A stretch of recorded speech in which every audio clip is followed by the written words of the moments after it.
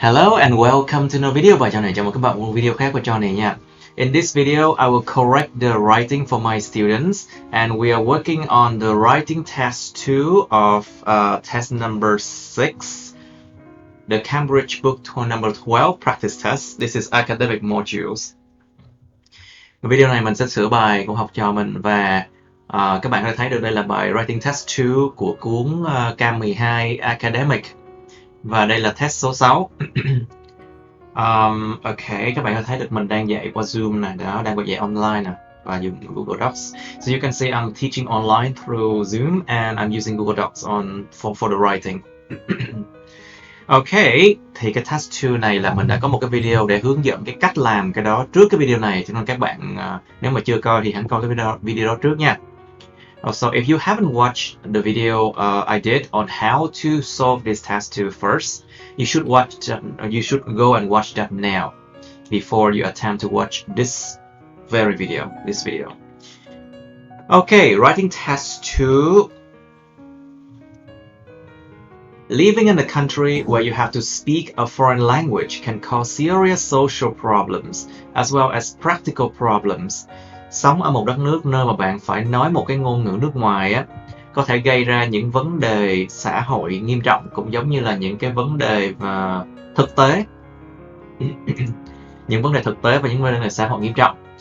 To what extent do you agree or disagree with this statement? Bạn đồng ý hay không đồng ý với cái câu bên trên này đến mức như thế nào? So basically, this is a very typical test 2 that asks you to give your opinion.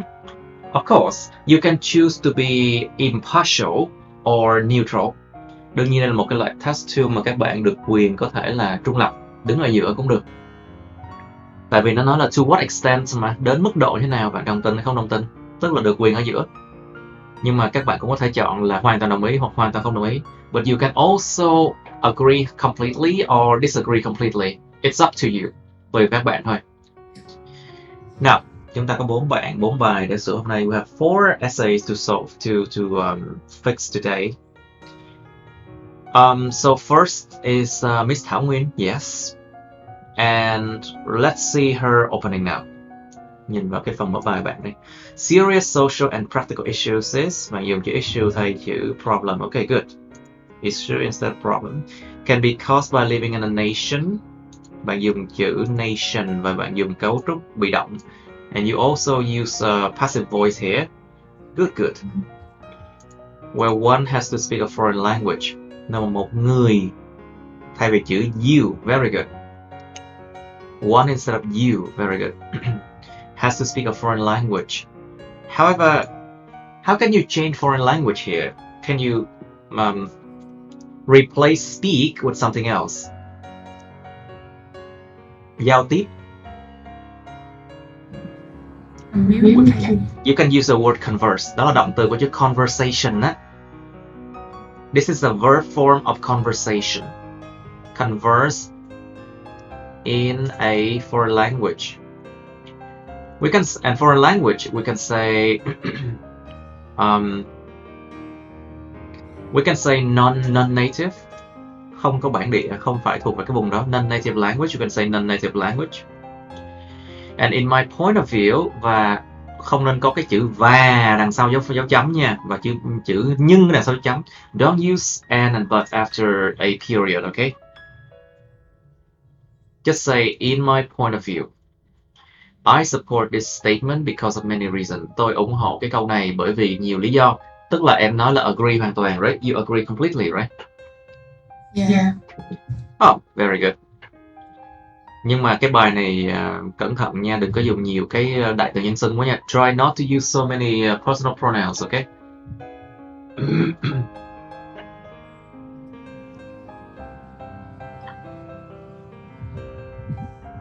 Nhưng mà cái câu này nó giống như là một cái câu khẳng định luôn rồi. Cái chuyện này là một cái chuyện khẳng định là phát luôn rồi, đâu cần bàn cãi đâu. Cho nên nếu mà em ghi như vậy là người ta ghi hiểu lầm đó nha. Tại vì cái này vẫn là vấn đề mà đang cần bàn cãi mà. So what's wrong with my voice? Ok, nó vẫn một cái vấn đề mà đang cần bàn cãi. Cho nên ghi là it is arguable that Because this one is still a debatable issue. It's not a fact. So don't write like it is a fact, okay? Yeah. Okay. It is arguable that. Không có nên thục kiểu như thế này. Tại vì văn phòng nước ngoài nó đâu có thục vậy đâu. Yeah. It doesn't do that. So basically, don't leave an empty space over here. Okay, it is arguable that. Cái này quan trọng nha. Alright, firstly, when you cannot speak the native language, khi người ta không thể nói được một cái ngôn ngữ địa phương. One of the most serious social problems, một trong những cái vấn đề nghiêm trọng về xã hội là cái gì? It's misunderstanding, sự hiểu lầm. It's misunderstanding and possible conflicts. Okay. Yes, exactly. Possible conflicts. Moreover, Vietnam is a country which has a... Ủa, tự nhiên chưa gì em nói nêu Việt Nam là sao? Thì cũng như ví dụ. Ví dụ em không dùng chữ moreover nha. Moreover nó nêu một cái ý khác rồi chứ không phải là ví dụ. Remember, you use moreover not to give examples much. You use moreover to present a different idea. Remember that.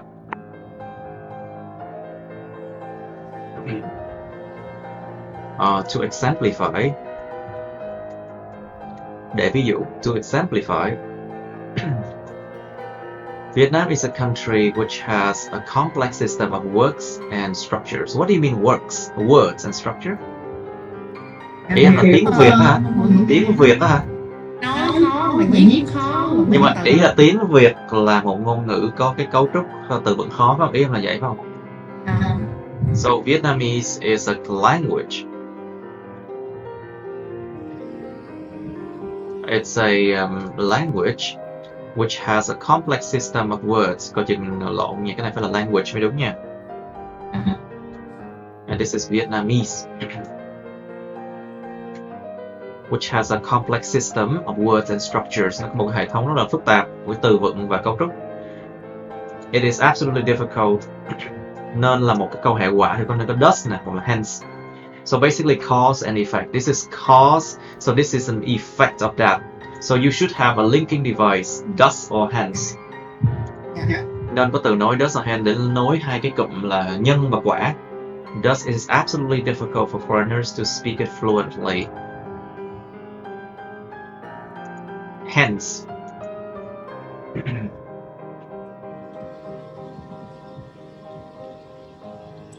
Có chắc là nó sẽ diễn ra dễ dàng không? Hay là nó có tiềm năng diễn ra dễ dàng? I think it's better to say therefore and then a comma here. Tốt hơn. I think therefore here sounds better and a comma. Nhớ dấu phẩy nha. Cái chuyện mà bị rơi vào mấy cuộc đụng độ, getting in a fight and quarrel với những người mà nói tiếng địa phương á, nó có thể nó diễn ra một cách dễ dàng. I think it's better if you use might. Tại vì đâu có chắc chắn là nó sẽ diễn ra đâu. It's not certain that it will happen, right? It might happen. Thì em biết như vậy. Em biết sao khi nào là could. Cái nào cũng được. Thực sự can could là em muốn xài thay thế nhau cũng được. May, might cũng vậy. Thường là could là quá khứ của can và might là quá khứ của may. Nhưng mà nói chung là nó có thể xài sao cũng được. It's okay. Cẩn thận với cái logic nha, đâu phải lúc nào nó cũng sẽ diễn ra xung đột đâu. Cho nên là might occur easily. It's not like something that will happen always, okay? In particular, sometimes different languages can be the result of...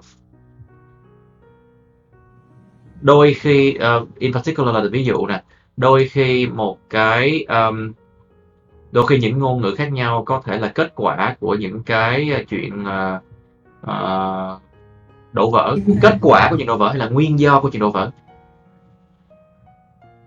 Nguyên do, nguồn cơn của chuyện đổ vỡ hay là kết quả của chuyện đổ vỡ? Nguyên nhân. Exactly. It can be the cause. Be careful of logic here. Cẩn thận cái logic nha. Can be the cause of relationship breaks up.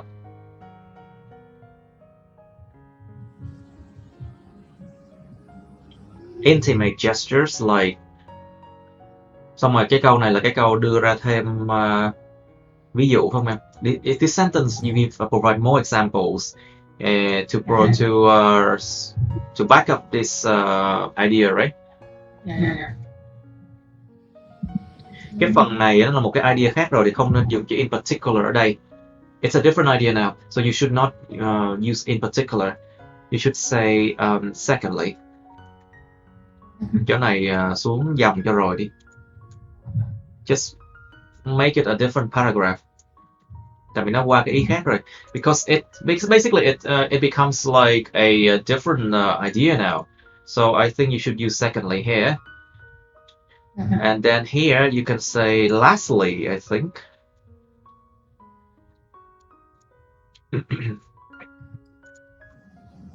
And then no space here.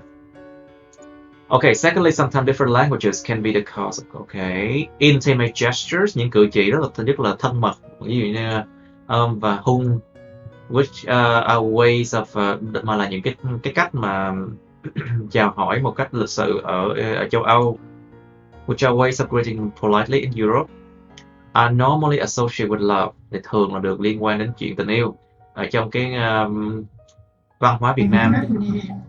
In the Vietnamese culture. In Vietnamese culture hay in the Vietnamese culture? Vietnamese culture is important. Of course, it has the. It has the definite article the. Nó phải có mạo từ xác định the nha. Because of this, bởi vì cái điều này, couples may get involved in many problems. Có thể những cái cặp đôi có thể là tham gia liên quan vào nhiều vấn đề. May get involved in many problems. Including. Tại sao là including? Tại vì cái chỗ này nó giống như là nó là một dạng verb in để mà tiếp diễn cái ý này thôi, để mà tiếp tục cái ý này thôi. Nè, involve, get involved là động từ chính đó nè. Thì là đằng sau này không nên có một động từ khác nữa. Ngoài cái chữ verb in như thế này thì ổn nè. It's including arguments and jealousness and jealousy. It's jealousy.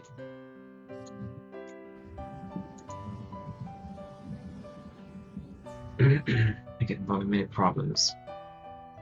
Okay. Okay, lastly, besides này nha, besides này là bên cạnh một cái đó mà bên cạnh một cái ý nào đó, bên cạnh một cái gì mà không nhìn được, một cái gì mà nghĩa bóng á. Còn cái beside mà không có s là bên cạnh mà vị trí vật lý nha. Be careful.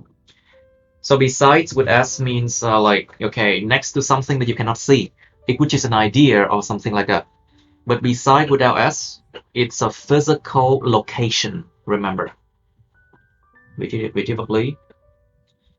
Besides social issues, practical ones are not excluded too.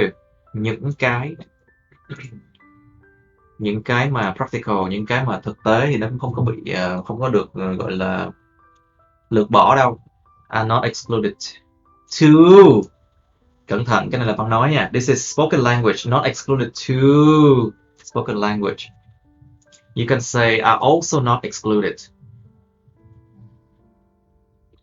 Or you can say practical ones are also not an exception. We can say not an exception. Exception cũng không phải là một ngoại lệ. Những cái vấn đề mà thực tế cũng chẳng phải ngoại lệ. Ngoài cái chuyện mà những vấn đề xã hội. You can say not an exception. Dùng dạng danh từ nhiều hơn. We cannot, rồi đại từ nhân xưng nè. We nè. Cannot spread the information fully in a language. Không thể biểu đạt, phải không? Ý em là vậy không? Chữ truyền tải. Yes, biểu đạt truyền tải là we cannot express or how can I say thay vì dùng chữ we á, nên dùng chữ one nha, cho nó đỡ phiền, đỡ dùng đại từ nhân xưng. Try to use one instead of we. Nếu mà nói cannot thì nó hơi bị quá là cực đoan, you know. If you say cannot, it sounds like a fact, yeah, but it's not really a truth, right? One can find it hard to express.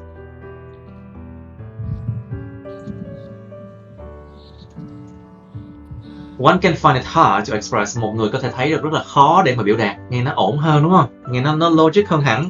Là cái chuyện mà một người không thể làm điều đó. Không thể là 100% luôn. Nhưng mà thấy nó rất là khó để biểu đạt thì nó khách quan hơn nhiều. Tại vì có người thấy nó khó, có người thấy nó không. You understand it, right? That's why I have to write it this way. Nên viết làm sao cho nó khách quan hơn một chút xíu. Try to write it in a more, how can I say, not optimistic, no. What word I was thinking? I forgot that word now. Try to write it in a not so biased way, okay?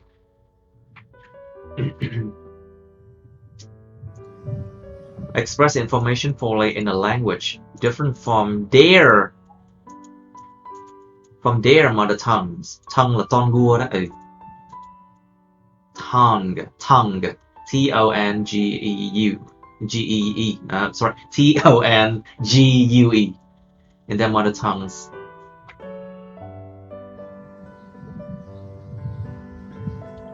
Okay, and then a common problem is foreigners.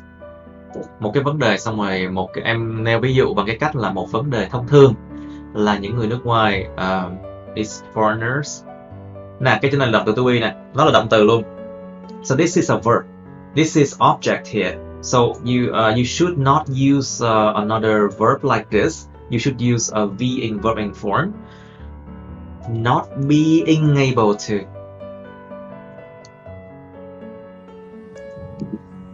Anh hiểu không? Tại sao không? Rồi. Đã có một động từ rồi. Đằng sau nếu mà có tân ngữ rồi thì đằng sau đó muốn sang một động từ khác thì nên dạng verb in. Alright, not being able to get the best direction. Một vấn đề thông dụng là những người nước ngoài không thể nào mà có được cái lối đi tốt nhất. Bởi vì because of not understanding completely the native language. Because of not being able to comprehend, nghe ổn hơn á. Nhưng mà dùng chữ being able rồi. We use being able already, so because of not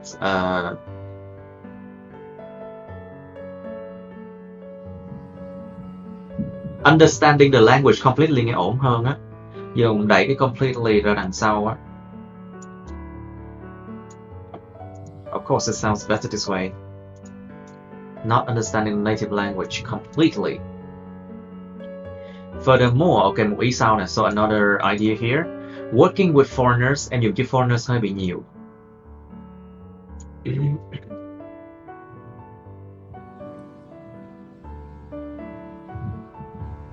Em đang viết cái bài này với cương vị của một cái người mà foreigners rồi, cho nên em nói là làm việc với người nước ngoài có thể là không có productive lắm. Nghe nó kỳ kỳ, right?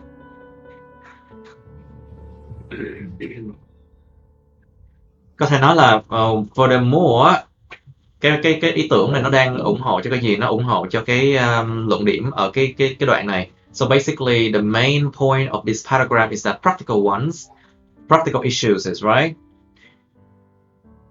Working with, I think working under potential miscommunication, làm việc bên dưới những cái sự mà giao tiếp kém á, có tiềm năng giao tiếp kém á, hoặc là giao tiếp mà hiểu lầm nhau á, có thể là underproductive, can be counterproductive thì đúng hơn, phản tác dụng, hoặc là underproductive còn nhẹ đó, counterproductive nghe ổn hơn, phản tác dụng. So this one, it sounds a bit more harsh, but how can I say, it provide contrast, nó cung cấp một cái sự mà đối nghịch, nó làm bật lên những cái ý khác chẳng hạn. Working under potential miscommunication, làm việc dưới một cái gì đó, dưới cái sự mà thông tin liên lạc không tốt, mà có tiềm năng thông tin liên lạc không tốt, có thể là sự phản tác dụng. Confusion between managers and employees. Chỗ này là nên nối hai câu này lại với nhau. As, bởi vì nè, khi mà nè, confusion, cái sự mà bị mù mờ á, giữa những người quản đốc và những người employees, nó có thể nó sẽ xuất hiện, could arise. Ủa thầy mà ở trên dùng can mà ở dưới dùng could nó cũng không có sao. And no problem, I don't see any problem. I don't see any problem at all. Or if you want to, you can use might. You can use might. Có thể dùng might nếu mà không muốn. Could arise. So, sales cannot be high. So, nghe như bạn nói đó, it sounds very spoken language here. So, không nên dùng chữ so như thế này. Thus, nên dùng chữ thus hoặc chữ hence chẳng hạn. The sales cannot be high due to the language barriers. Nhờ vào những cái rào cản ngôn ngữ. Em ghi là những cái sales không thể nào cao được. Nó nghe như fact vậy đó. It sounds like facts, which is not true. May not be. The sales may not be high. Doanh số có thể không được cao đâu.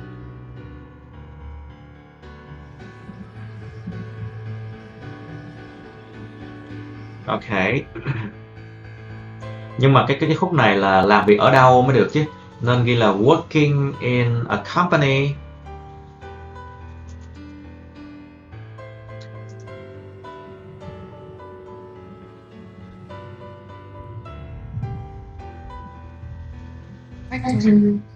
A factory. Làm việc trong một công ty hoặc là một cái xí nghiệp. Nghe nó ổn hơn đúng không các bạn? Nó rõ nghĩa hơn là làm việc ở đâu. Tại vì cái câu đằng trước này là em đang nói với cái chuyện mà chỉ đường này, right? Isn't it? So this sentence you talk about the showing direction, right? But here you're basically talking about working. But what? Working where? Làm việc ở đâu? Where to work? Work in a company or factory? Nó nghe nó ổn hơn nhiều. Thì nó đưa ra một cái ngữ cảnh rõ ràng. So it provides, so if you say work in a factory or company, it provides a better scenario or background for something to happen. A background scene, yeah?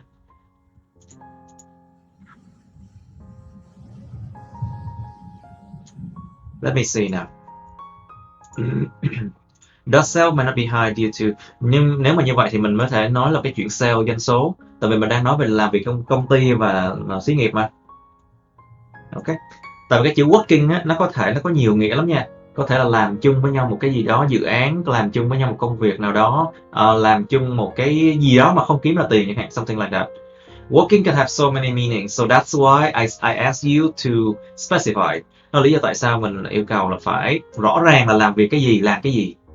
So that's why you have to specify working in what. Be careful, okay? Cho nên mọi người phải để ý là những cái ý tứ nó như thế nào, người ta đọc người ta có thể bị dễ dàng bị hiểu lầm hay không. Ý này nó phải dẫn dắt đến ý kia và cái logic nó phải rõ ràng, nó phải chặt chẽ nha. So the logic should be, how can I say, your logic should be, I'll say logical. No. Okay, now in conclusion. Social as well as practical problems can happen in many ways when living in a foreign country. Thì câu này là cái câu mà em viết lại, right, isn't it? So sentence you rephrase the question, okay? Because of the reasons I mentioned above, bởi vì những lý do tôi nêu đằng trước, tôi đồng tình một cách hoàn toàn luôn với cái câu đó. Không cần là I mentioned above, chỉ cần là reason mentioned above là được rồi. You don't need I here. Bởi vì những lý do mà được mention bên trên, đúng là phải có that mention above, nhưng mà mention ổn rồi. You don't need that in there. You don't need a that in between. I agree truthfully with this statement. Okay. This one, 267, perfect. 267 is perfect. Okay. So the first paragraph you talk about social problems such as misunderstanding and possible conflict, right? Đó là cái luận điểm đầu tiên của em và tất cả những cái câu còn lại nó phải ủng hộ luận điểm đó. Which works. So the first point is misunderstanding and possible conflicts. but all the other sentences, okay, you support that point clearly. Okay, good. Second, relationship breaks up, right? You talk about relationship breaks up. Những cái sự phá vỡ mối quan hệ. Okay, argumentative. Okay, những câu còn lại nó cũng ủng hộ cho cái luận điểm này. Okay, very good. Good. Lastly, cái luận điểm thứ ba là gì? Cái practical issue. Em nói về cái vấn đề là khó biểu đạt ngôn từ chính xác. So, the third problem is difficult to express the information fully. And you give extra examples about showing directions and working together. Very good. Rất tốt luôn á. Nói chung là cái logic của em khá là ổn. I think your logic works quite well. 89. Okay, good. Rồi, okay, now let's come to the writing of Miss Quỳnh Như. One of my longest standing. She has been learning with me for like quite some time. Maybe a year, right, Miss Như? I think possibly a year. Okay, studying abroad or living in overseas countries is a tempting choice for some. A creative way, cách sáng tạo này. Học nước ngoài hoặc học nước ngoài hoặc là sống ở một cái đất nước mà ngoại quốc là một cái sự lựa chọn rất là mang tính dụ dỗ, mang tính rất là mang tính gì ta, tempting. Một cái lựa chọn rất là thu hút đối với một số người. However, there are plenty of hidden risks related to society or culture. Tuy nhiên có rất là nhiều cái nguy cơ ẩn giấu mà liên quan đến xã hội hoặc là văn hóa, which people should take into consideration before going to other countries, mà con người ta nên cân nhắc trước khi mà đi đến những nước khác.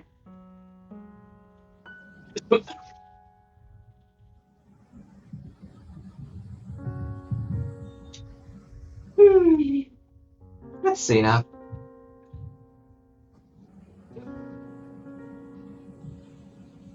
Nó chỉ liên quan đến xã hội và nền văn hóa, right? Isn't it? Nhưng mà nó không nêu rõ lên là cái đề bài nó phải có vấn đề về practical issue và social issue, okay? You need to make it clear. Plenty of hidden risks related to society or cultures. Cũng như là as well as practical ones.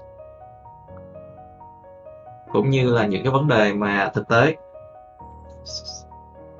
To the society or the culture. The society or culture as well as practical ones.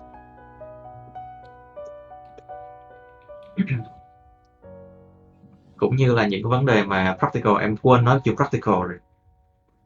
So you forgot to say practical, which people should take into consideration before going to other country. Mà con người ta nên cân nhắc trước khi đến những nước khác. Firstly, okay, communication plays an essential role. Where's the end of this paragraph? This paragraph is too long. 106, 106 là quá nhiều nè. But anyway, let's see now. Firstly, communication plays an essential role in human life. So like understanding in conversation may cause unexpected conflicts. Rồi, rất tốt. Câu mở đầu khá tốt. Good opening sentence. Chuyện giao tiếp đóng một vai trò tối quan trọng trong đời sống con người.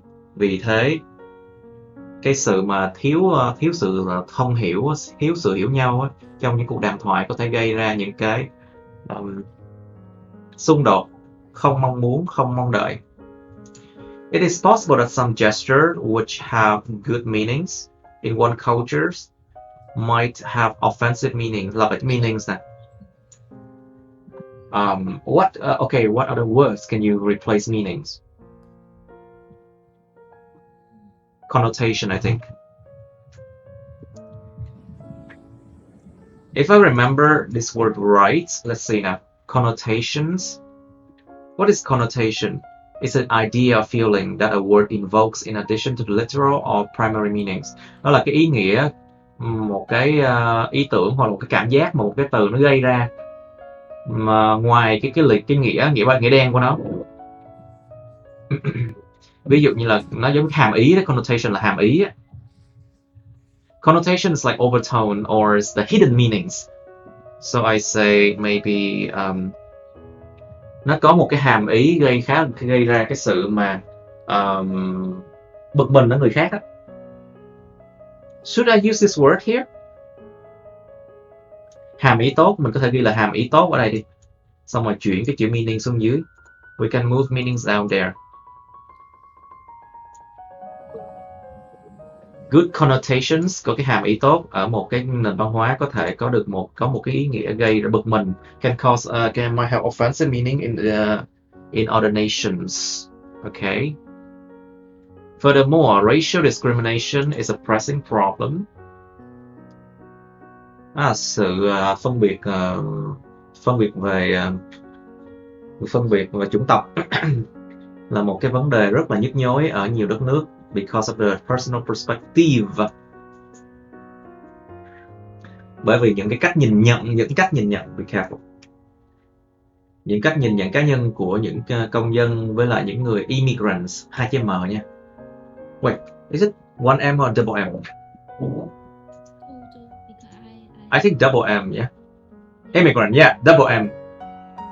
2 chữ M nha. To immigrants. Because of the personal perspective of citizen to immigrants. Right, 2 cái câu này em ủng hộ cái luận điểm mà unexpected conflicts, lack of understanding. Okay, so these 2 sentences, she support the main idea here, lack of understanding something, very well. Okay, very good. And now she provides an example, và bây giờ bạn cho một ví dụ nè. Immigrants might, lặp lại chữ immigrant nè.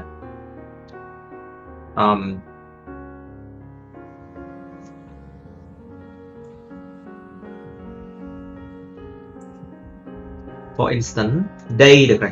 Tại vì đằng trước em đã nêu ra cái chữ immigrant rồi. So here, they can replace immigrant because she mentioned immigrant right here, right before this, for instance. So I think they might be a good idea. For example, they may face negative behaviors, có thể đối diện những cái hành vi tiêu cực such as bullying, ví dụ như bắt nạt, hoặc là bị sexual abuse, bị lạm dụng tình dục đó. For women, bởi vì citizen might consider, bởi vì những cái công dân có thể là coi họ như là from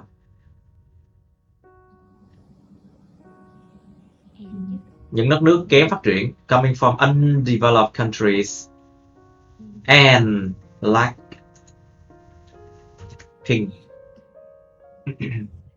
Chỗ này có thể làm cho nó smoother. We can make this one smoother by writing coming from. So not all the time you should use relative clause, you know. Không phải lúc nào cũng nên xài mà là quan hệ. Tại vì nhiều who, nhiều which, nhiều that, nhiều gì quá, nó sẽ làm cái câu cuối của nó nghe mệt mỏi. Cho nên là có thể bỏ chúng và biến nó thành dạng verb in chẳng hạn. So you can use being form instead of like relative clauses, okay, sometimes. Coming from undeveloped countries and lacking education. As a result. Rất tốt, quan hệ nhân quả nè, cause and result again. Plenty of fights might happen. Rất là nhiều cái cuộc đấu đá, cuộc đánh lộn có thể diễn ra và dẫn đến một cái sự gia tăng về tỷ lệ tội phạm trong xã hội, in the society. Mấy bạn hay thiếu the nhỉ? You often lack the and the here. Okay, now, second paragraph. Secondly, when people stay in overseas countries, the differences in the law for citizens and immigrants are an inevitable problem. Những sự khác nhau về luật pháp cho công dân và những người immigrants, những người mà nhập cư á, những người di cư á, là một cái vấn đề mà không thể tránh khỏi. is an inevitable problem. Okay, good. Good leading sentence, once again. Một câu mà mở đầu khá tốt luôn. Some individuals who come from developing countries are less likely to have human rights as citizens. Một số cá nhân mà đến từ những nước đang phát triển thì ít có khả năng là có cái quyền con người như là những công dân.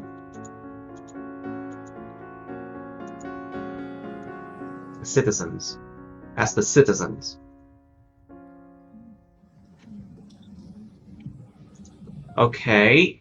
Right, for example, most of the corporation. Okay, cái này là em đang nói thêm về cái ý mà luật pháp cái thứ, right? Okay, so this sentence provides extra information about the differences in law.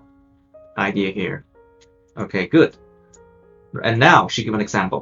Most of the corporation might prefer to hire local people for essential positions rather than foreigners because it might cause chaos. Cái câu này á thì nó đúng về mặt ngữ pháp, nhưng mà về cái ý tứ thì nó vẫn chưa lên được 7 chấm. Tại sao? Tại vì nó vẫn còn lủng củng và có nhiều thành phần có thể lược bỏ. So this sentence, it sounds correct in terms of grammar, but in terms of like style or awareness of style, it's not there yet. Well, there are still components that can be omitted. Now, most of the corporation might prefer to hire local people for essential position rather than foreigners due to possible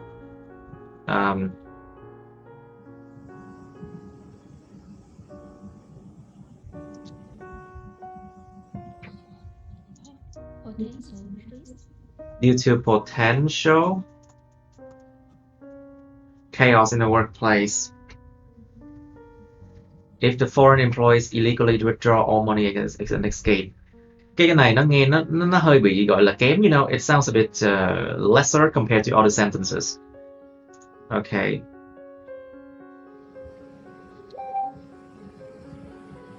And general mistrust.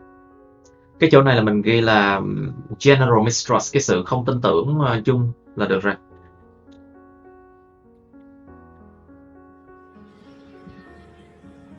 Due to general mistrust là được rồi. Một cái sự mà không tin tưởng chung. Due to general mistrust. Due to the general mistrust. Moreover, if it's possible that lack of understanding in verbal communication might lead these workers to be under pressure. Có tiềm năng rằng cái sự thiếu hiểu nhau về cái giao tiếp bằng đường miệng á có thể dẫn những người làm công này bị dưới một cái áp lực và bị stress in a working environment. Get stressed and under pressure is the same thing. Get stressed and under pressure is essentially the same thing. So just say to be under pressure in a working environment.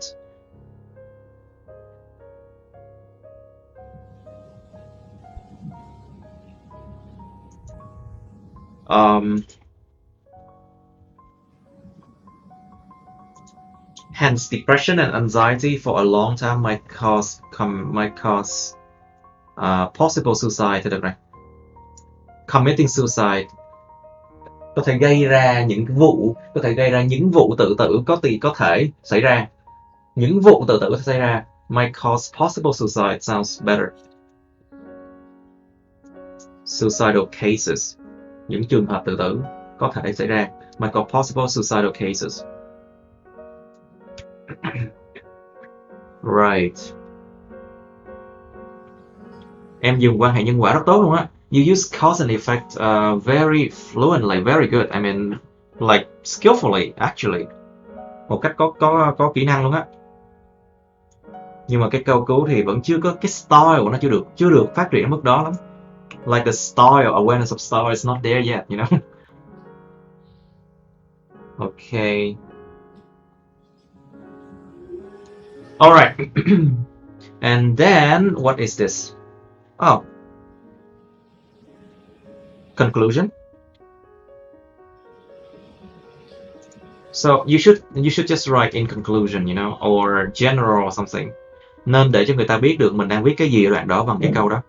Remember, you should not forget in conclusion, to conclude, in general, something like that. To let the reader or the examiner knows that you are writing a conclusion, okay? Để cho người ta biết được mình đang viết kết luận nhé. There are many benefits of studying abroad or working in other countries. Em viết như vậy là lạc đề nha. Be careful. Because here, you're talking about studying abroad or working in other countries. But the question, how about the question? The question, the focus is that having to speak a foreign language and then serious social problem and practical problem. Em đi ra hoàn toàn ra khỏi cái focus, cái mục tiêu của cái bài này rồi. Lạc đề, không lạc đề còn gì nữa. Em ghi kết luận như vậy là lạc ra ngoài rồi. Be careful, you are going out of topic. Because here, the whole question talk about having to speak a foreign language and social problem and practical problems. But now your conclusion is going like, how can I say, totally out of topic. So how can we change this one? Em về sửa lại nha. Try to fix these things so it will stay in focus again, okay? Sửa cái này lại nha. Cho nó quay về lại cái sự tập trung của cái bài này. Alright, and now Mr. Hunt, please, are you there? Mr. Hunt, are you still there? Yeah. Of course, you're still there. Good. Now I will. Okay, so here. Okay, tắt ở đây không, right? Isn't it? So this is a first body paragraph, isn't it? Okay, and then, well, it's not. Sounds like you have a very long opening. 77 words. Oh dear, that's a lot. 86. Không nên viết cái mở bài, kết bài quá dài nha. Don't write too long conclusion or too long opening, okay? Okay, in this current era, the development of traffic and routes leads to a numinous. What? Numinous. What is numinous?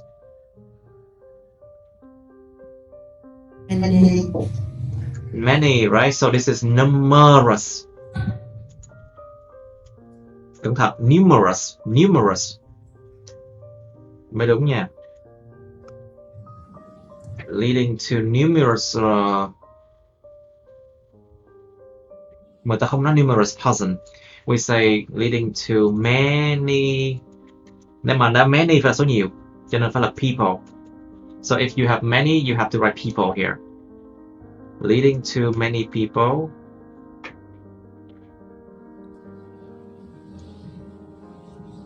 Người có thể sống thì mình viết ở dạng verb in đi cho nó dễ. Living in another country for a variety of reasons. You can just write living. It sounds better now. But it is stated nè, dấu chấm là giờ but nè. After the period, you should not have an or a but, okay? It doesn't sound right in terms of grammar, okay? Nên dùng chữ however, we should use the word however. Okay, it is stated that living in a... Nhưng mà nó lặp lại cái ý living in another country nè. You are repeating the same idea which was stated in a previous sentence here. Cho nên là làm sao? However, it can cause được rồi. Bỏ nguyên cái đống này luôn. However, it can cause serious problem in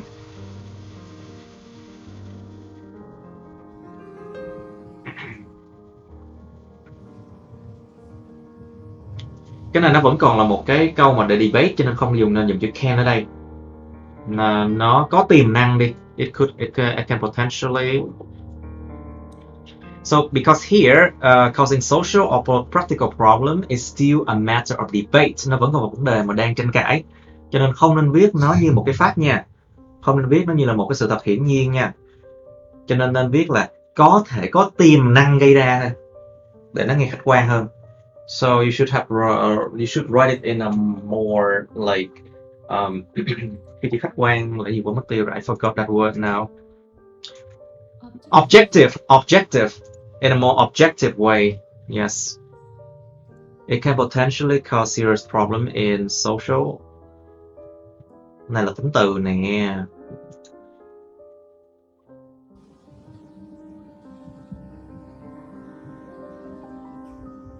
We can say serious problems socially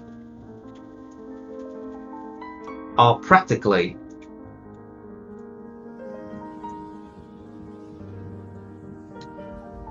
Có thể gây ra những vấn đề xã hội một cách xã hội, những vấn đề nghiêm trọng một cách là xã hội, hoặc là một cách mà về practice, về thực hành.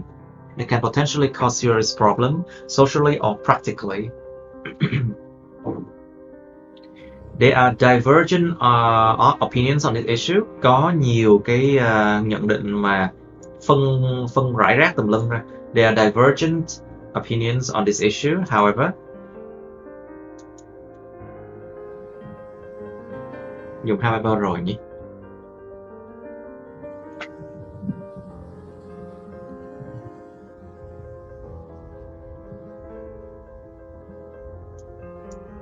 So there are divergent opinion on this issue.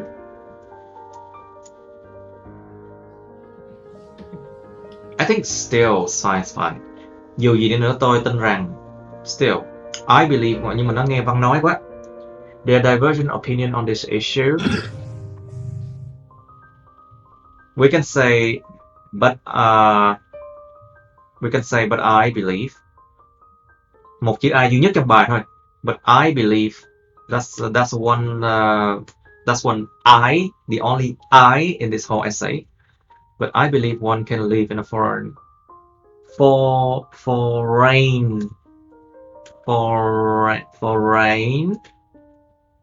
land. Be careful, spelling mistake. Lỗi chính tả. Can live in a foreign land in a harmonious way, trong một cái cách mà hài hòa, mà không lún sâu vào vấn đề rắc rối, without sinking into trouble. Very good. Đó, cái này là một cái style này, phong cách này.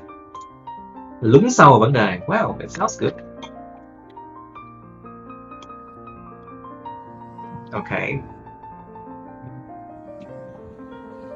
Good. First of all, people come. Con người ta đến để sống ở một cái vùng lãnh thổ khác. Come to living in another territory because of their choice, bởi vì cái sự lựa chọn của họ. And from many paths of life. Bởi vì nhiều cái con đường của cuộc sống, một con đường cuộc đời, many paths of life. Phải, comma, making a blend of cultures and lifestyles. Tạo ra một cái sự trộn lẫn của những nền văn hóa và lối sống. Phải, comma, and that can brew up trouble over time. Brew up? What do you mean brew up trouble? Nung nấu. There's nothing like that here. Can brew trouble hay là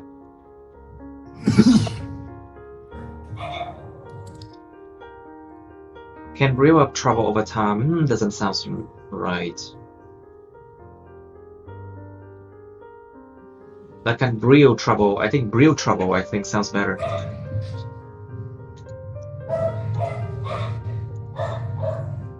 There's nothing like that.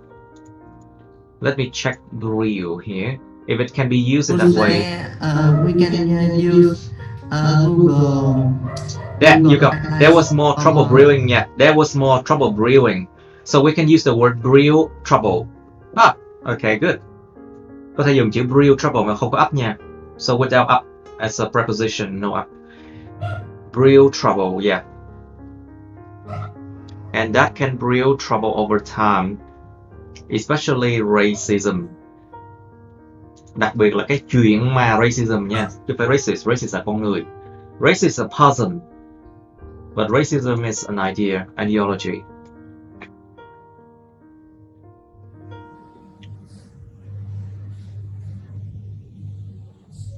come to leave.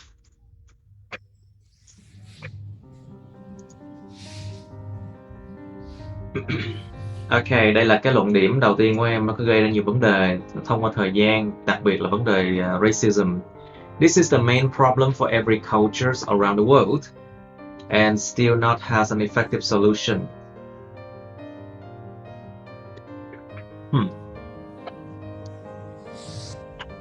Still not has, cái chỗ này chưa có tiếng Việt nè, thì đúng ra phải là have, phải là there is, there are nha.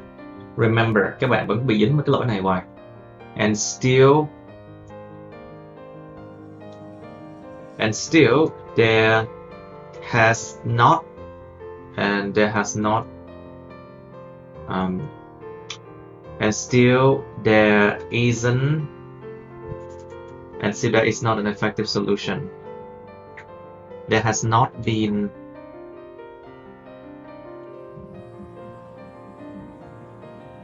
well, let's just basically make it this way. And still an effective solution has not been found. Vẫn chưa tìm ra được. Has not been found. Mình dùng cái dạng mà passive, dùng cái dạng passive nhiều vô thì nó sẽ làm cái bài nó nghe nó trịnh trọng hơn. Try to use more passive form, okay?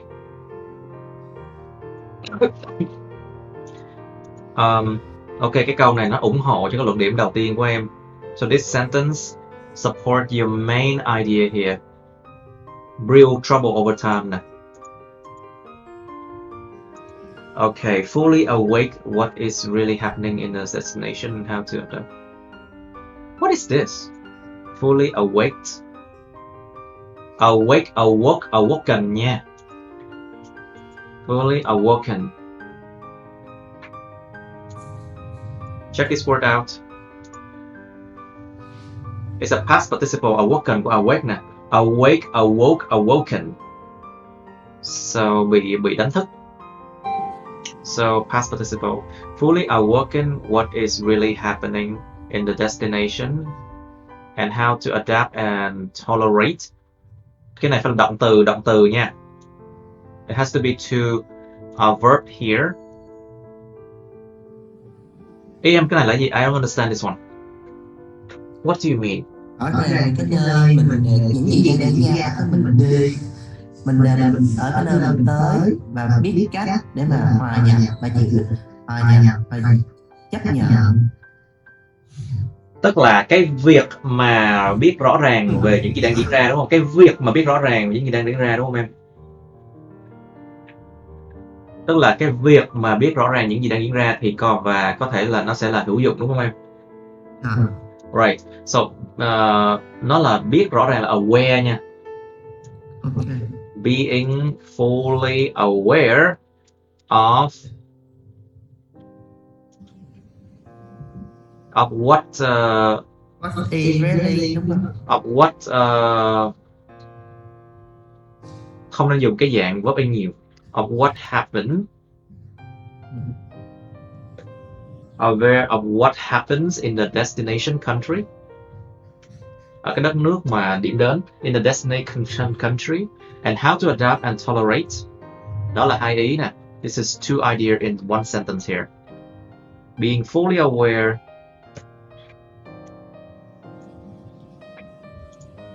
can be helpful to cope with this issue. Có thể là hữu dụng để mà đương đầu với những vấn đề này. Hoàn toàn biết về những cái gì đang diễn ra ở cái đất nước điểm đến và cái cách để mà thích nghi và chịu đựng á, có thể là sẽ hữu dụng để mà đương đầu với những vấn đề này. Phải, it's one of the best methods for dealing with it. Có cần câu này không? Is it necessary? Yeah, this is like redundant. Yeah. Dư đó. Okay, good. Now, furthermore, thêm vào đó nè. This is a second paragraph of the body. Đoạn 2 thân bài. There are many reasons why someone cannot đi kèm nha. Cannot lúc nào đi kèm nha. Someone cannot totally blend into their current living country. Blend là hòa lẫn luôn ha. Mình không dùng chữ blend trong trường hợp này. Mình dùng chữ assimilate. Người ta có chữ hòa nhập nhưng không hòa tan á. Em nhớ cái đó không? Okay. Hòa tan là blend luôn á, cho nên người ta nói là blend là giống hòa lẫn, hòa tan luôn á. Còn assimilate là hòa nhập. It's different from blend, okay? Assimilate means you make friends and you fit in well, but you don't mix into the local culture totally. Remember,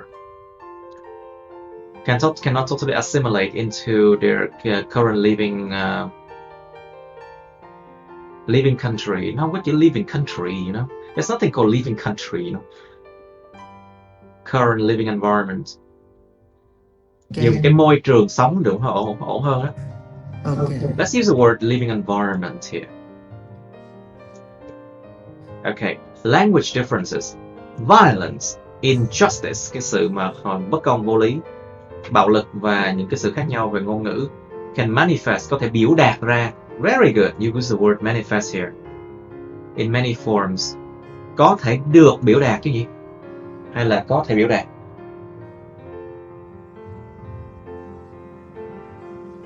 Cái sự bất công có thể biểu đạt ở nhiều dạng. Can manifest in many forms. Okay, it can be active form. Có thể dạng bị chủ động được. Can manifest in many forms. Causing the life of an immigrant miserable. Gây ra cái cuộc sống của một cái người di dân là rất khốn khổ. Miserable.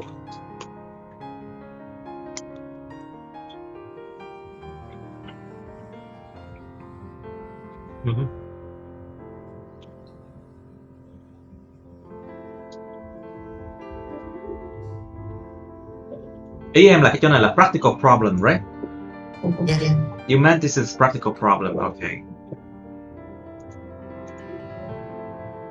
Nhưng mà nó không rõ ràng đây là practical problems.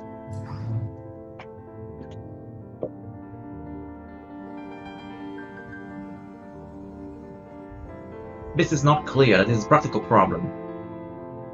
And the first body paragraph, well, cũng không rõ ràng đây là social problem nữa.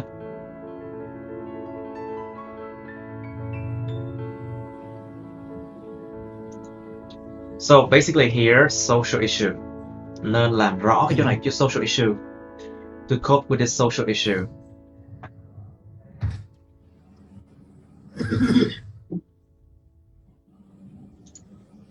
In a practical manner. Đó, trong một cái cách mà practical. In a practical manner là trong một cái cách rất là thực tế này. In a practical manner. Đó, nếu mà có cái dòng này là nó nói rõ ràng là mình đang nói về vấn đề practical problem. So if you have this line, it indicates that you are talking about practical problem now. It's clear rồi nào, nó rõ ràng hơn bây giờ rồi. Phải rõ ràng như hơn, em bị cái vấn đề rõ ràng á. Nói chung văn phong em bay bướm thiệt, nhưng mà cái vấn đề là nó phải rõ ràng nữa. That's what they want. Đó là cái người ta mong muốn ở IELTS á. Language differences, violence, injustice. Okay. Okay, so this is cái câu này cho thêm nói thêm về cái luận điểm này. So this sentence gives extra information about this point. In addition, low salary without insurance, lương thấp không bảo hiểm. Mental exposure and health issues, cái sự phơi nhiễm về mặt tinh thần ấy. Mental exposure and health issues, vấn đề sức khỏe. And also, em nêu 3 cái nè. And health issues, cái này là gì? What is this one? A noun or a verb? Verb. Noun. It's a noun, right? And mental exposure. Right. Health issues is, cái cuối cùng mới dùng chữ and factors and many other factors, và những nhân tố khác and many other factors need to be noticed, cần phải được nhận ra, need to be noticed due to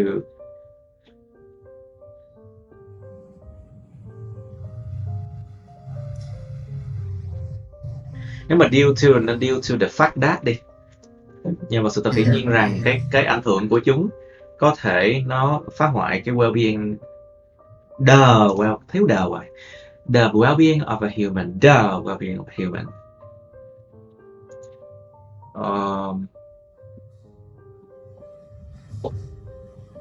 Những tác động của chúng. Their effects, plural, can sabotage the well-being of a human. A full preparation about all aspects of mind. Vì thế, đó, nên có cái câu hệ quả như vậy.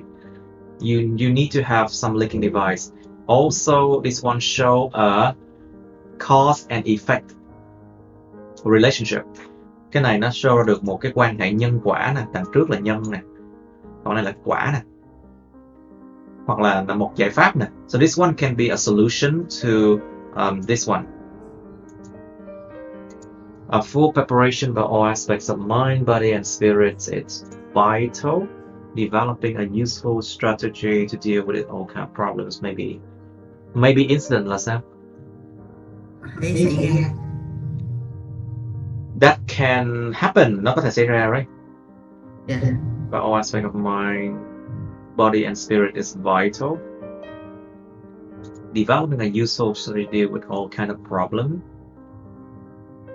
That could happen. Từ đâu? Hoặc là bỏ phút đợi. Don't need that. Okay. Also developing a useful strategy to all kind of problems. Also the development, cũng như là cái sự phát triển của một cái phương cách hữu ích để mà đương đầu với tất cả những loại vấn đề. The development of a useful strategy.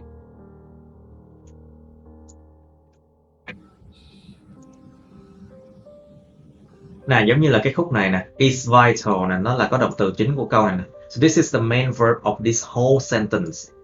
So this one just give extra information. Cái khúc này là cụm danh từ lớn nè. This is a noun phrase. The development of a useful strategy to deal with all kind of problems. Nó không hề có động từ mà, nó không hề có động từ chính. There is no main verb here. So this one is a noun phrase. Cụm danh từ lớn như vậy đó. Okay. Cũng như là sự phát triển của cũng như sự phát triển của những cái chiến lược hữu dụng để đương đầu với tất cả các vấn đề. Chấm. Nó không hề có cái động từ chính ở đây. There's no main verb here. Okay.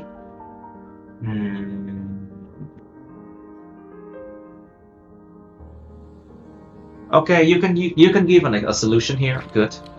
Okay, in conclusion, kết thúc nè. Besides a number of benefits of living overseas, there are disadvantages. Lại chấm xong but nè, trời ơi, bị lỗi này hoài luôn á. Period and but and or, come on. Oh. However. Phải. However. These problems can be resolved with various methods. Hence, a thorough assessment of risk and how to cope with them should be considered. Okay. Nhưng mà nó có đụng gì đến cái vấn đề về social và practical nữa không nhỉ?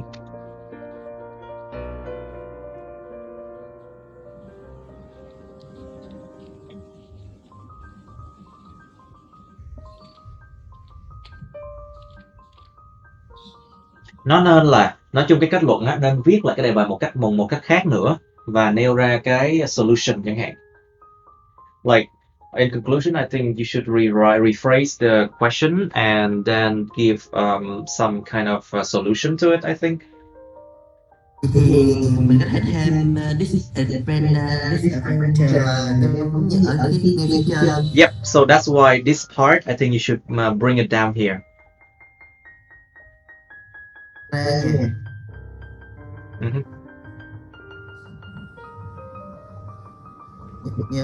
Yeah. There are practical and social disadvantages. Thì nó rõ ràng là nó đi theo cái main focus của cái bài này đúng không em? Tập trung chính của cái bài này thì nên có cái chữ đó. Practical and social disadvantages. Yes. Okay. Okay. Okay. In unfamiliar. In unfamiliar land. Okay, good. Alright, sounds like a lot of things to fix. Okay, and now Mr. Đức, please, your turn. In the past, a bilingual person was considered to be disadvantaged. Oh, really? Trong quá khứ, một cái người bilingual đã được coi như là bị bất lợi. To be disadvantaged. Disadvantageous nhỉ? To be disadvantageous.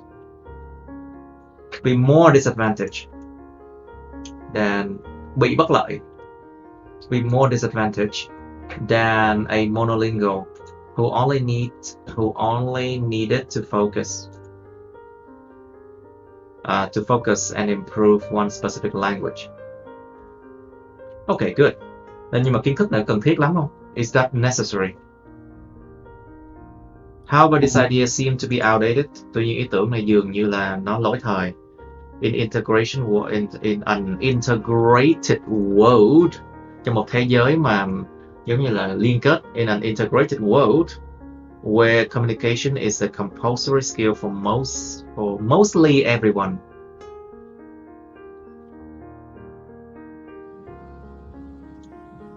For everyone luôn đi.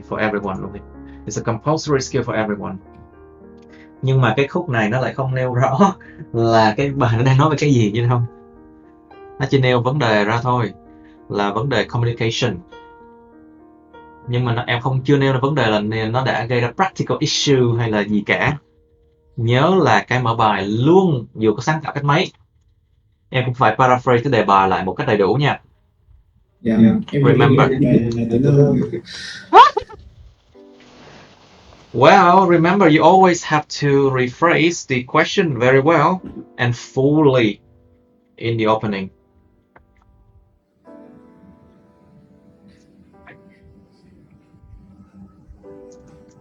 However, practical as well as social issues can always arise.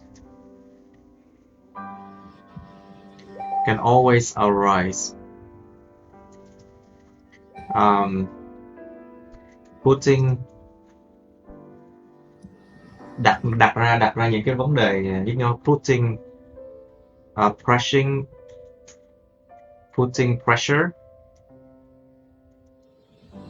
that needs to be resolved. Đặt ra cái áp lực mà cần phải được giải quyết. Putting pressure that needs to be resolved.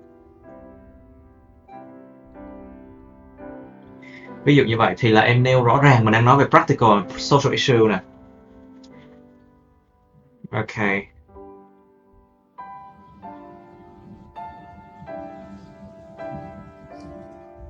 Chỗ này nên có một cái chỗ là đặc biệt là những người sống nước ngoài. Especially the ones living abroad. Đặc biệt là những người sống nước ngoài. Especially the one living abroad. Cái câu này nó đưa em về cái topic của cái bài này. This sentence brings you back into the main focus of the essay. And then here, don't forget practical as well as social issues is here.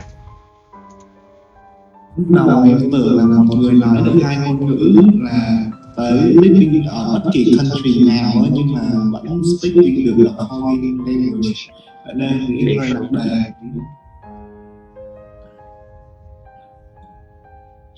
Sống một đất nước nào mà bạn phải nói một tiếng nước ngoài, tức là em là người nước ngoài nước nó còn gì nữa, em là người nước ngoài ở nước người ta còn gì nữa.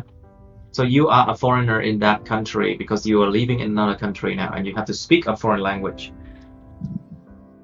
So em nói là kiểu như một người kiểu như sống Việt Nam thì cũng speak a foreign language.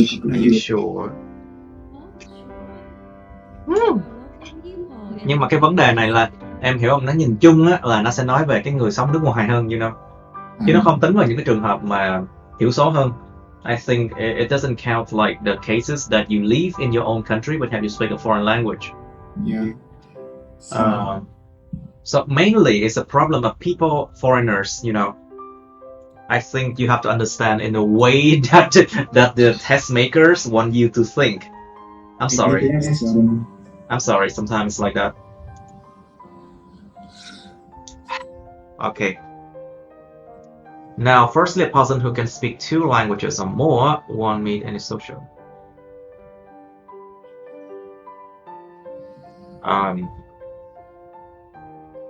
Won't meet. What do you mean won't meet any social to communication disorder? Thì không bị gì hết, Không bị các disorder là hội chứng hả? Rối loạn. More em ghi là sẽ không bị, nó không có khách quan. It's not very it's not often. Tôi quên mất tiêu cái chữ đó. Khách quan á. I forgot that word 2 times in a day. Oh my god. Never mind. Objective. Sorry? Objective. Of course. Objective. Not objective enough. So you have to say may not developed. Sẽ không có phát triển ra, không có phát hiện ra, không phát triển ra những cái vấn đề về giao tiếp xã hội. May not. In fact, scientists have demonstrated that learning a new language contains many benefits. Brings nghe ổn hơn. Mang đến những lợi ích nghe ổn hơn. Bring sounds better. For example, a monolingual usually một cái người đơn ngôn ngữ usually has a confident and sociable characteristic, thường có một cái tính. Ghi nhầm cái này là bilingual. Okay, a bilingual. Okay. Usually has a confident and sociable characteristic. Có một cái phẩm chất mà là xã giao và tự tin. And then they, very good. Em dùng chữ they để thay thế nha. Very good. You replace a bilingual with they. Very good. They tend to be comfortable in crowded areas and prefer to support visitors who don't understand the indigenous language. Rất tốt. Nhưng mà cái này là nó nói về benefits thôi mà. Cái bài này đang nói về bất lợi mà. Be careful. This okay. So but then if you say that I don't agree to this, you can say you can put one paragraph that agrees. I mean disagree. Có thể có một cái đoạn paragraph là nêu điểm có lợi của chuyện nói ngôn ngữ nước ngoài. Nếu mà em hoàn toàn em không có ủng hộ cái chuyện mà cái đề bài yêu cầu á, thì em có thể viết một đoạn là ủng hộ cái chuyện nói nhiều ngôn ngữ. So if you choose to disagree with the statement in this essay, you can write one paragraph that say, okay, there are many advantages to speaking foreign language. Okay, fine. Another advantage of being bilingual is that they are better at solving tasks that require a high concentration. Very good. Luận điểm tốt này. Very good here. Even though the physical appearance is identical. Mặc dù là cái diện mạo về vật lý, vật chất á, thì nó giống nhau nhưng mà không giống như cái não của người đơn ngôn ngữ. Bilingual brains process differently. Cái não của người đa ngôn ngữ, hai ngôn ngữ nó xử lý một cách khác nhau. Most of the time, the bilingual brain, lặp lại chữ bilingual vậy nè.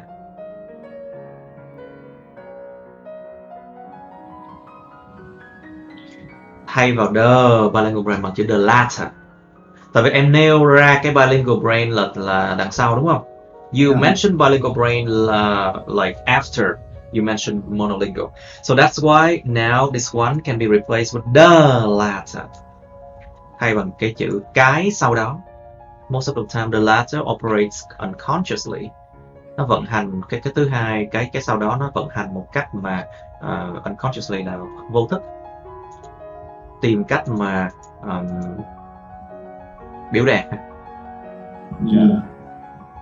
Không phải biểu đạt mà là diễn giải một ngôn ngữ thành ngôn ngữ khác, or retrieve a distinct vocabulary, hoặc là nó tìm lại được một cái từ vựng mà đặc biệt nào đó.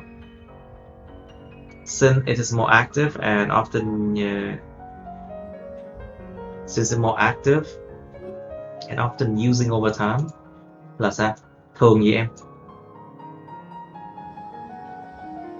Nó năng động từ khi mà nó năng động hơn, và thường gì? Sử dụng nhiều lần. Được sử dụng nhiều lần, phải không? This is more active and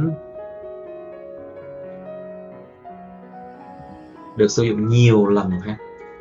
Cái này có quan trọng không? This part is not that important. It's more active. Phải. The prefrontal cortex, cái vùng não trước. Very prefrontal cortex. An area responsible for functional solve problems. Chỗ này là nêu một cái thông tin phụ thêm. So this one provide an extra information about the prefrontal cortex. Nó nên có hai dấu phẩy này nha. Should have two comma here. The comma here is important. Be careful. Hai dấu phẩy này quan trọng nha. Will be more developed. Okay. Okay, so there are two paragraphs with advantages, 134 words. 134 từ, hai đoạn để nói về cái lợi ích. On the other hand, there are some drawbacks. Mặt khác cũng một số cái bất lợi.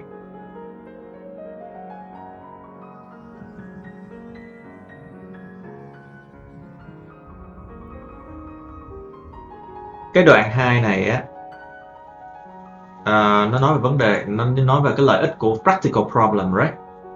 Yes. You talk about the good thing about practical problem here. Okay, and this is good thing about social problem. Very good. On the other hand, there are some drawbacks. Okay. For instance, the person will only speak a language that they enjoy most. Một cái người sẽ chỉ nói cái ngôn ngữ mà họ thích nói nhất. In some cases, một số trường hợp, some children forget their native language if their family stopped. Mình để if nè, thì thường là cái verb đó nó sẽ lùi lại một thì. So normally the verb inside the if clause would reduce. Reduce, like go back 1/10, something like that. Stop teaching and practicing that with them. Một số trẻ nhỏ nó quên cái có thể thôi nha.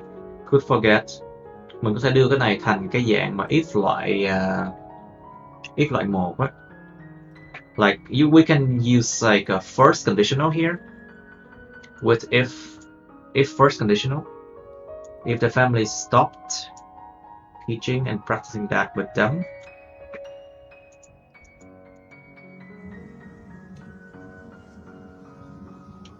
If loại 1 nha. Furthermore, to be a professional in a specific language. What do you mean building usage? A bilingual. Okay, change it. Để trở thành thêm vào đó, để trở thành chuyên gia trong một cái ngôn ngữ đặc biệt nào đó.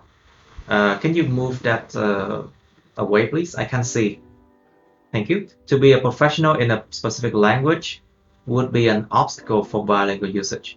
Để trở thành chuyên gia trong một cái ngôn ngữ cụ thể nào đó, nó sẽ là một cái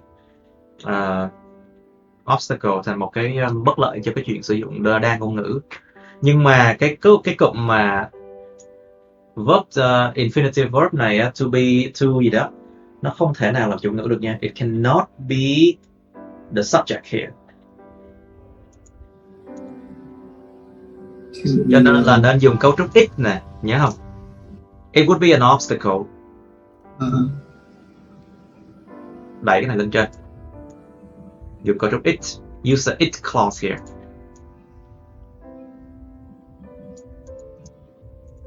It would be an obstacle for bilingual usage.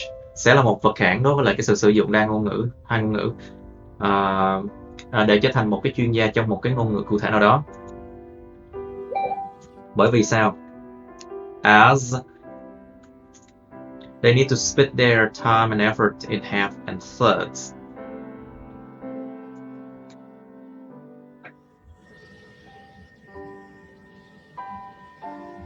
Okay, so this is a practical problem, isn't it? Yes. Okay. Okay. And then in real life, okay, this is quite an unusual kind of academic writing, I have to say. Cái bài viết của em thì thường là khá là lạ lùng đấy. In real life, there are many career requests. What? I don't understand this. Can speak fluently and comprehend from multi languages such as. Nhưng mà em viết như thế này là em nêu ra cái lợi ích và tác hại của chuyện nói đa ngôn ngữ, chứ đâu có tập trung vào cái chuyện mà practical problem và social issue của chuyện sống ở nước ngoài, phải nói tiếng nước ngoài đâu. Thì thế mới nói để dần dần. Yeah, that's why I think you need to rewrite everything again. I think it's mostly out of topic, I think. So you misunderstood it, I think. So, okay. Nên viết lại. Ok, cảm ơn các bạn đã theo dõi. Các bạn hãy nhấn vào like, chia sẻ video này, subscribe, đăng ký kênh YouTube mình nha. Nhấn vào nút cái chuông bên cạnh chữ đăng ký kênh để mà được thông báo với những video mới. Các bạn cũng có thể follow, theo dõi Facebook mình, nhưng mà nhớ đừng có kết bạn Facebook mình nha. Cảm ơn các bạn. You can like, share this video, subscribe to my YouTube channel, and press on the bell button next to it to get notified by my new uploads. You can also follow my Facebook, but please don't add me as friends. Thank you and see you in my next video. Bye bye.